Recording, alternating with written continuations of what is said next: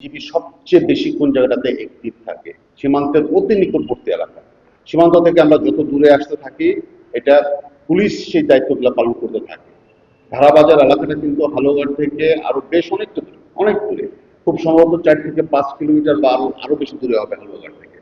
So ওই অংশটা নিশ্চয়ই পুলিশ ওটা নিয়ে কাজ করছে।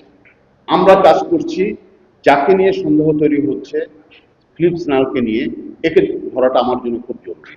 কারণ পুলিশের কাছেও সন্দেহভাজন সে, আমার কাছেও সন্দেহভাজন সে। যদি পাচার করে থাকে তাহলে ফিলিপস নাল বলতে পারবো সবচেয়ে ভালো কোন ওয়েতে কিভাবে করা হয়েছে, কিভাবে যোগাযোগ হয়েছে, ওই পারে কার সাথে যোগাযোগ হয়েছে, কত টাকা লেনদেন হয়েছে, আদৌ হয়েছে কিনা, আদৌ পাচার করেছে কিনা, এই তথ্যগুলো আমরা জানতে পারবো।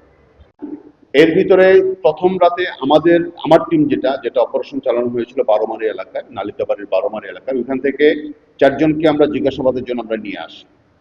এর ভিতরে যেহেতু তার স্ত্রী কোনোভাবেই স্বীকার করছিল না যে ফিলিপের সাথে তার যোগাযোগ হয়েছে, বাট আমরা মোবাইল চেক করে দেখলাম যে আমরা যখন দরজায় নক করছি তখনই ফিলিপের স্ত্রী ডেল্টা চিরান তার হাজবেন্ডকে জানিয়ে দিয়েছে যে পুলিশ আর ইয়া চলে এসছে, সো দ্যাট তার হাজবেন্ড যেন এখান থেকে তাড়াতাড়ি চলে যায়, মানে আশেপাশে থাকলেও চলে যায়। আমাদের লোকেশন বলছে যে ফিলিপ আশেপাশে অবস্থান করছে। এরপর সে দ্রুত এখান থেকে চলে যায়, তার মোবাইলের সুইচ অফ করে দেয়। যে 4জনকে আমরা এনেছিলাম সেই 4জনকে ভিতরে 3জনকে আমরা পুলিশের কাছে দিয়ে দিই রাত 3:30টার দিকে, রাত 3:30 বা 4টা, শনিবার রাত 3:30 অথবা 4টার দিকে পুলিশের কাছে, মানে আমরা জিজ্ঞাসাবাদ করেছি প্রায় 2 ঘন্টা আমাদের ক্যাম্পের ভিতরেই। এরপরে পুলিশের কাছে আমরা হ্যান্ড ওভার করেছি।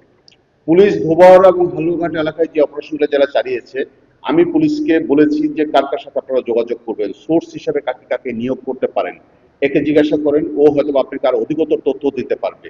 এবং ভুটিয়াপাড়া, হালুয়াঘাটের ভুটিয়াপাড়া এলাকার যে ব্যক্তি এরকম মানব পাচারের সাথে সবচেয়ে বেশি নাম আসে, সে তাকে যেন নজরদারিতে পুলিশ নিয়ে আসে এবং তাকে নিয়েও যেন জিজ্ঞাসাবাদ করে, সেই তথ্যটাও আমি পুলিশের কাছে হ্যান্ড ওভার করেছি। আমরা বিজিবি সর্বাত্মক চেষ্টা করেছি আমাদের এই এলাকাতে পুলিশ অপারেশনে আসলে যেন যত ধরনের তথ্য দেওয়া সম্ভব হয় পুলিশ যেন সেটা পায়। আমাদের পক্ষ থেকে সর্বাত্মক চেষ্টা করা হয়েছে।